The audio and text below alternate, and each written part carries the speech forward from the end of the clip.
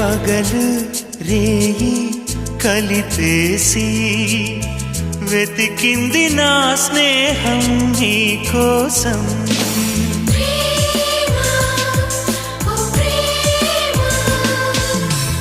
దిగులు హాయి కలబోసి పలికింది నా హృదయం నీ రాగం.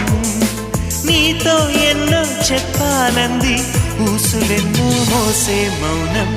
తెలిసింది నాడే కలలొస్తాయి అని, ఆ కలలు నీ వెంటే కదిలొస్తాయి అని.